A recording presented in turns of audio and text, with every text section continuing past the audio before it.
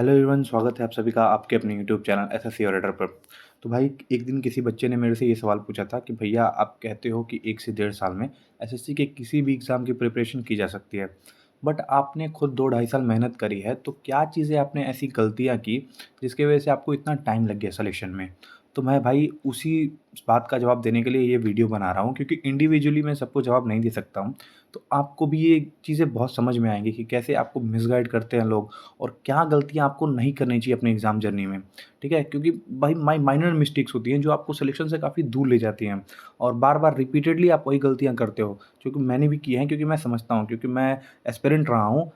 तो भाई अभी भी मैं एस्पिरेंट हूँ। तो जो चीज़ें मैं अवॉइड करता हूँ, वो चीज़ें आपको भी बताऊँगा और आप लोग डिटेल में इस वीडियो को देखिएगा और समझिएगा, ठीक है? अगर आप चैनल पे नए आए होंगे तो प्लीज़ चैनल को सब्सक्राइब कर देना। ठीक है, तो चलिए मैं एक-एक चीज़ें आपको क्लियर करूँगा। सबसे पहले मैं आपको अपने बारे में बताऊँगा कि कहाँ से मैंने एग्ज़ाम स्टार्ट किया, कहाँ कौन-कौन से प्रिपरेशन किए, कौन-कौन से एग्ज़ाम दिए, तो वो सब चीज़ें अपने बारे में बताऊँगा। फिर आपको इंडिविजुअली बताऊँगा कि क्या चीज़ें एक-एक पॉइंट की क्या गलतियाँ मैंने करी थी, ठीक है? तो चलिए वीडियो को स्टार्ट करते हैं सबसे पहले। तो थोड़ी बात मैं अपनी जर्नी के बारे में कर लेता हूँ। तो भाई साल था 2022, जो अगस्त के महीने से मैंने प्रिपरेशन स्टार्ट की थी। आप लोगों को पता होगा कि एसएससी सीजीएल 2022 के एग्ज़ाम में लगभग 36,000 वैकेंसीज़ आई थी, जो कि अपने में ही अभी तक एसएससी की हिस्ट्री में सबसे ज़्यादा वैकेंसीज़ थी। तो वहाँ से मुझे मोटिवेशन मिला कि हाँ भाई चलो ये एग्ज़ाम कर सकते हैं, क्योंकि मेरा 2021 में ग्रेजुएशन कंप्लीट हो गया था। तो अगस्त 2022 से मैंने प्रिपरेशन स्टार्ट की थी और लगभग 5 महीने के बाद 3 दिसंबर को मेरा एग्ज़ाम था। तो वहाँ पे मैंने एग्ज़ाम दिया, फर्स्ट अटेम्प्ट दिया अपना किसी भी एसएससी एग्ज़ाम का। तो सीजीएल में उस टाइम पे वैकेंसीज़ इतनी थी, तो कट ऑफ 114 नंबर गई थी और 5 महीने में मैं थोड़ी बहुत चीज़ें पढ़ गया था, तो मेरा कट ऑफ कैसे-तैसे करके क्लियर हो गया।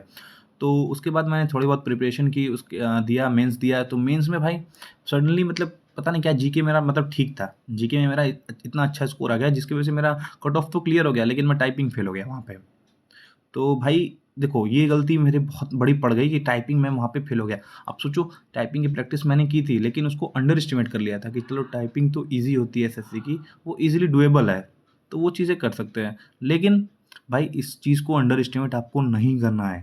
फिर सीएचएसएल 2023 का मेंस दिया मैंने। अब सीएचएसएल 2023 में भी मेरा सिलेक्शन हो जाना था, लेकिन एसएससी की कारनामी थी कि उन्होंने क्वेश्चन फाइनल आंसर की में चेंज कर दिया, जिसकी वजह से मेरा 1 नंबर से सिलेक्शन नहीं हो पाया। आप सोच लो -4 हो गए सीधे। अब 2022 में जो पैटर्न चेंज हुआ था, उसके बाद भाई वो चीज़ें, एक क्वेश्चन 4 नंबर का माइनस बहुत बड़ा है, तो वहाँ पे सिलेक्शन नहीं हो पाया। फिर सीजीएल 2023 का जो मेंस था, उसमें भी वही कारनामे हुए, क्वेश्चन चेंज हुए, नंबर इधर से उधर हुए, तो फाइनल स्कोर मेरा जाके 292 के आस-पास बना, वहाँ पे भी मैं फेल हो गया। फिर सीएचएसएल 2024 की बात करते हैं। सीएचएसएल 2024 में भाई इसमें भी मेरे -4 हो गए। आपको पता होगा, जिसने सीएचएसएल 2024 इस बार का दिया होगा, वो क्वेश्चन भी याद है मुझे। एक डीन डेन करके क्वेश्चन था, वो मेरा पहले सही था, फाइनल आंसर की में अलग हो गया। तो वहाँ पे भी 3 नंबर से मैं फेल हो गया।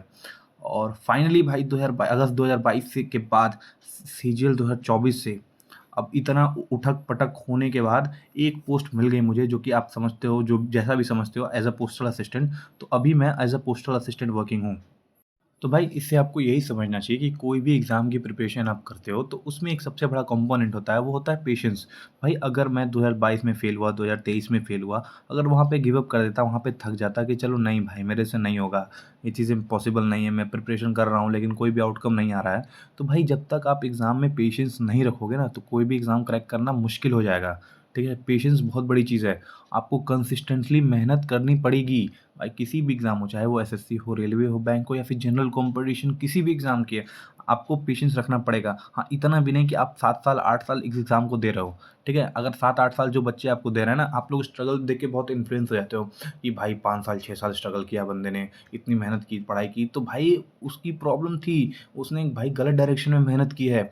आप खुद से सोचो, वहाँ जहाँ पे एसएससी का सिलेबस इस तरह से डिज़ाइन किया गया है कि आपको 1 साल के अंदर आप अपनी पूरी सिलेबस को प्रैक्टिस के साथ कंप्लीट कर सकते हो। उसके बाद भाई रिवीज़न बचता है, तो रिवीज़न में आप जितना टाइम लगाओगे उतना आपको बेटरमेंट फ़ील होगा। तो भाई जो बच्चे 6 साल, 5 साल तैयारी करते हैं ना, उनमें उनमें कुछ गलती नहीं होती, वो काफ़ी अच्छे होते हैं, लेकिन वो डायरेक्शनलेस भाई कुछ चीज़ें नहीं कर रहे होते, जिसकी वजह से उनका सिलेक्शन नहीं हो पाता है। तो भाई ऐसा नहीं है कि कोई भी बच्चा जो सिलेक्शन ले रहा है ना, वो सभी लोग मेहनत करके आते हैं। जो प्रीलिम्स क्लियर करके आ रहा है, जैसे 1.5 लाख बच्चे पिछले बार भी एग्ज़ाम दिए थे, तो वो 1.5 लाख के 1.5 लाख भाई डिज़र्विंग थे, क्योंकि एसएससी की जो कट ऑफ थी पिछले साल की, वो लगभग 150 के आस-पास थी। तो जो भी बच्चा 150 से अधिक नंबर लेके आ रहा है, प्रीलिम्स क्लियर कर रहा है, तो भाई डिज़र्विंग है, उसने पढ़ाई की है, ठीक है? तो आप लोगों से यही कहूँगा कि आप लोग भी अपने पढ़ाई में भाई आउटकम की चिंता मत किया करो। आप लोग पेशेंस रख के अपना सिलेबस जो तरीके से मैं बताता हूँ, वो चीज़ें फ़ॉलो करो और थोड़ा भाई धैर्य रखो, पेशेंस रखो, ठीक है? एक ही बार में आप 2 दिन, 4 दिन, 10 दिन में रिज़ल्ट नहीं मिलता है। जो मन में आपके क्वेश्चन्स हैं ना, वो क्वेश्चन्स मैं अच्छे से समझता हूँ, क्योंकि भाई मैंने भी एग्ज़ाम दिया है, मेरे मन में भी वो समस्याएँ होती थी। आप लोग जो मुझे पूछते हो मेरे कमेंट बॉक्स में, मेरे लाइव में या फिर मेरे टेलीग्राम पे जो सवाल पूछते हो ना, मैं भी सेम क्वेश्चन्स किसी और से पूछा करता था, ठीक है? और मैं तो आप लोगों को जवाब भी दे देता था। जवाब भी दे देता, अभी भी जवाब दे देता हूँ जब भी मेरे को मौका मिलता है, टाइम मिलता है। लेकिन भाई मुझे जवाब मिलता था 6 दिन, 5 दिन, 4 दिन बाद, अब कभी-कभी मिलता भी नहीं था। तो आप लोग सोच सकते हो कि आपके पास कम से कम कोई जवाब देने के लिए तो है। तो अभी के लिए आप लोग बहुत अच्छा फ़ील करो कि कोई दिक्कत नहीं है, गाइडेंस आपको मिलेगी, प्रॉपर गाइडेंस मिलेगी। कोई भी मिसगाइड मैं आपको अपनी तरफ से नहीं करने वाला हूँ। तो भाई देखो, मेरी गलती सबसे बड़ी थी कि मैं जब ये प्रिपरेशन स्टार्ट किया तो मैं 1 साल तक लगभग मतलब 6 से 8 महीने तक पूरा का पूरा डायरेक्शनलेस था। मुझे भाई कोई गाइड करने वाला नहीं था। किसी ने ये नहीं बताया कि एसएससी की तैयारी किस तरह से की जाती है। कोई प्रॉपर प्लान नहीं था मेरा। डेली के टारगेट्स वगैरह कुछ भी नहीं थे। मैं रैंडमली तैयारी करता था। जैसे कि क्या होता है ना कि आप बुक उठाते हो, क्वेश्चन सॉल्व करने लग जाते हो। सिलेबस का पता नहीं, सिलेबस कैसे करना होता है, क्या पढ़ना होता है, कौन-कौन से चैप्टर पढ़ने होते हैं, कुछ नहीं। बुक उठाई, क्वेश्चन सॉल्व करने लग गए। हो रहा है, नहीं हो रहा है, टाइम का भी कुछ इश्यू नहीं। एक क्वेश्चन पे 10-10, 15 मिनट लगे हुए हैं, समझ रहे हैं धीरे-धीरे।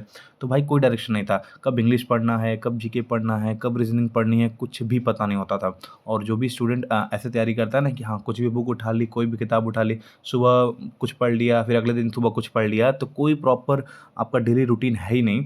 तो भाई ये चीज़ गलतियाँ आप मैंने जब करी थी ना, तो आप लोग ये गलती मत करो। आप डे 1 से ही अपना डेली का schedule, proper plan, proper strategy के साथ तैयारी करना स्टार्ट करो, क्योंकि ये चीज़ें बहुत ज़रूरी है। और गाइडेंस के लिए आप लोग बेफ़िक्र रहो। अभी 2024, 2023, 2022 के जो भी सेलेक्टेड स्टूडेंट हैं, जिनसे भी आप इन्फ्लुएंस हो रहे हो, जिनकी भी चीज़ें आपको समझ में आती है, जिनकी बातें आपको अच्छी लगती है, जिनका गाइडेंस आपको अच्छा लगता है, उनसे ही उनकी गाइडेंस लो, ठीक है? मैं ये नहीं कहूँगा कि आप मेरे ही साथ रहो, मेरे पास रहो, कोई दिक्कत नहीं। अगर आपको मेरी बात पसंद आएगी तो आप मेरे टेलीग्राम पे जॉइन हो जाना। मैं वहाँ पे आपको हमेशा समझाता रहता हूँ, ठीक है? तो मेरे से पसंद आए तो मेरे से बात कर लो, कोई इश्यू नहीं है। लेकिन बिना गाइडेंस के आप भाई डायरेक्शनलेस हो जाओगे। तो गाइडेंस सबसे इम्पोर्टेंट है, तो ध्यान में रखो, ठीक है? और प्रॉपर प्लान होना चाहिए, जो मेरे प्लान में नहीं हुआ करता था, फिर मैंने जब प्लान बनाना स्टार्ट किया, डेली के टारगेट्स बनाना स्टार्ट किए, तो मेरे इम्प्रूवमेंट स्टार्ट हो गए, ठीक है? तब लगा कि हाँ, चलो अब कुछ इम्प्रूव हो रहा है। क्योंकि जैसा कि मैंने आपको पिछली वीडियोज़ वगैरह में भी दिखाया था कि मैं एक बिलो एवरेज स्टूडेंट रहा हूँ बचपन से, तो मेरे लिए भी चीज़ें बहुत मुश्किल थी, ऐसा नहीं था कि बहुत आसान था। तो वो गलतियाँ आप ना करना, जो गलतियाँ मैंने करी हैं, जो मैंने आपको अभी बताई, ठीक है? अब दूसरी चीज़ है भाई, दूसरी सबसे बड़ी चीज़ है जो आज के समय में सबसे ज़्यादा इन्फ्लुएंस कर रही है लोगों को, जो है कि यूट्यूब का फ़ेक मोटिवेशन है। ठीक है भाई, मैं रियलिटी कह रहा हूँ कि ये फ़ेक मोटिवेशन है। आप इंटरव्यूज़ देखते हो, चीज़ें देखते हो भाई, जिसमें आपको बताया जाता है कि भाई बिना कोचिंग प्रिपरेशन करके मैंने 6 महीने में एसएससी क्रैक कर लिया। फर्स्ट अटेम्प्ट में मैंने ऑल इंडिया रैंक लेते आया। या फिर रैंडम स्ट्रैटेजीज़ फ़ॉलो करके कुछ भी करके, मतलब बिना कोचिंग के यूट्यूब से पढ़ के ये करके मैंने सिलेक्शन ले लिया और 6 महीने में एग्ज़ाम क्रैक हो गया। तो भाई ऐसा बिल्कुल सबके लिए पॉसिबल नहीं है। मैं सीधे कहता हूँ 100 में से कोई 1-2 बच्चे होंगे जिनका सिलेक्शन ऐसे होता है, लेकिन 97-98 में से आप भी हो, ये जान जाओ, ठीक है? आप लोग 6 महीने, 4 महीने भी इन्फ्लुएंस होते हो, ठीक है, किसी बच्चे का सिलेक्शन हुआ, आपने कभी ये देखा है कि उसका बैकग्राउंड क्या है? ठीक है? वो एनआईटी से है, आईआईटी से है या फिर किस तरह का एस्पिरेंट है वो? वहाँ से वो पढ़ा है या फिर कोई यूपीएससी एस्पिरेंट पहले से है, ठीक है? तो ये चीज़ें आप उसके बारे में नहीं जानते हो। आप लोग वहाँ से इन्फ्लुएंस हो जाते हो कि हाँ, अगर ये 6 महीने में कर सकता है, तो मैं भी कर सकता हूँ। भाई सबके लिए क्या प्रैक्टिकली पॉसिबल है? आप समझो, आप लोग जीके का इतना बड़ा सिलेबस आपने देखा ही होगा, क्या जीके आप 2 महीने में कर सकते हो, 1 महीने में कर सकते हो पूरा कंप्लीट? नहीं कर पाओगे ना, टाइम लगेगा भाई। मैथ्स का ही आप देख लो, अगर आप स्टार्ट कर रहे हो, आप एकदम बिल्कुल बिगिनर हो, तो 200 से 300 वीडियोज़ आपको मिलेंगी। अगर आप डेली 1 वीडियोज़ भी देख रहे हो, तो 300 दिन मतलब सोच रहे हो, साल के 8-9 महीने हो जाते हैं। भाई समझ गए? तो इतना टाइम लगना ही लगना है। तो यूट्यूब पे जो आपको फेक मोटिवेट करते हैं कि ये चीज़ें कर लो, ये बुक पढ़ लो, वो बुक पढ़ लो, ऐसे कर लो, सिलेक्शन हो जाएगा, ऐसे बिल्कुल नहीं होता है। आपको प्रॉपर मैंने भी यही इन्फ्लुएंस होता था। जो बुक बताते थे, जो बुक का प्रमोशन करते थे, वो बुक मँगा ली, पढ़ना स्टार्ट कर लिया, हाँ, लेकिन कुछ समझ नहीं आ रहा है। ठीक है? किसी भी टीचर का मोटिवेशन देख लिया, कि हाँ, ऐसे वो कुछ शेरो-शायरी सुना दिया उन्होंने, इन्फ्लुएंस हो गया, हाँ, भाई एक अंदर से मोटिवेशन आ गया कि ये कर सकते हैं, तो मैं भी कर सकते हैं। भाई फेक मोटिवेशन है वो सब, कोई मोटिवेशन नहीं है। आपका रियल मोटिवेशन है आपकी फैमिली, आपके पेरेंट्स और आप खुद। आप दुनिया को दिखाने के लिए भाई एग्ज़ाम मत दो। आप लोग सोचते हो ना कि सिलेक्शन लेके भाई लोगों को दिखाएँगे, लोगों को पता कि हाँ, सिलेक्शन लिया, ये लिया। आप खुद सोचो कि आप अपने आप को प्रूव करो भाई कि आप कितने कैपेबल हो किसी चीज़ को करने के, किसी चीज़ को अचीव करने के लिए। तो ज़्यादा ज़रूरी क्या है, सेल्फ सैटिस्फैक्शन या दूसरों के लिए? तो भाई फेक मोटिवेशन से बिल्कुल दूर रहो। यूट्यूब वगैरह पे 1-1 घंटे, आधे-आधे घंटे की मोटिवेशंस वीडियो मत देखो, ठीक है? बिना किसी की मतलब बिना किसी के गाइडेंस के रैंडम स्ट्रैटेजीज़ फॉलो मत करो, प्रॉपर गाइडेंस के अंदर रहो और स्ट्रैटेजीज़ को फॉलो करो। और जो भी कह रहा है ना कि 3 महीने, 4 महीने में सिलेक्शन लिया है, उसकी बात चुपचाप सुनो, उसको जवाब भी मत दो। अब ना किसी से बहस करना है, ना ही कुछ करना है। भाई आपको मैं एक अच्छा सजेशन देता हूँ कि आपको अगर सिलेक्शन लेना है ना, तो सबसे पहले आपको सेल्फिश बनना पड़ेगा। हाँ, मैं सच कह रहा हूँ कि सेल्फिश बनना पड़ेगा। आप लोग सोच रहे हो कि ऐसा क्यों कर रहे हैं? तो भाई देखो, सेल्फिशनेस हाँ, हर जगह सही नहीं होती है, लेकिन कुछ-कुछ जगह आपको अगर बेटर करती है, तो वहाँ पे आपको सेल्फिश हो जाना चाहिए। क्योंकि आप अपने लिए पहले कुछ करो ना भाई। आप कहीं भी जाते होगे तो पहले आप अपनी सेफ्टी देखते होगे, फिर दूसरे की सेफ्टी देखते होगे। तो मैटर क्या करता है? पहले आपका सिलेक्शन, तो आप अपने ऊपर ध्यान दो प्रॉपर, ठीक है?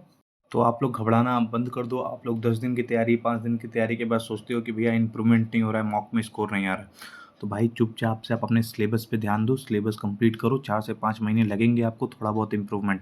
डायरेक्टली आपको बहुत ज़्यादा इम्प्रूवमेंट नहीं मिलेगा। जब आप एक बार सिलेबस कंप्लीट कर लोगे ना, तब आपको थोड़ा-सा कॉन्फिडेंस फ़ील होगा। तो अभी आप चुपचाप करके पढ़ाई करो, कुछ भी चीज़ों से डिस्ट्रैक्ट मत हो, ठीक है? मैं आपको गाइडेंस करने के लिए हूँ, या फिर आपको जो भी सही लगता है उससे आप गाइडेंस लो, ठीक है? और चैनल पे नए आए होगे तो प्लीज़ चैनल को सब्सक्राइब कर देना, और वीडियो को पसंद आई होगी तो वीडियो को लाइक कर देना, ठीक है? और डिस्क्रिप्शन में मैं टेलीग्राम का लिंक डाल दूँगा, आप वहाँ से टेलीग्राम पे जॉइन कर सकते हो।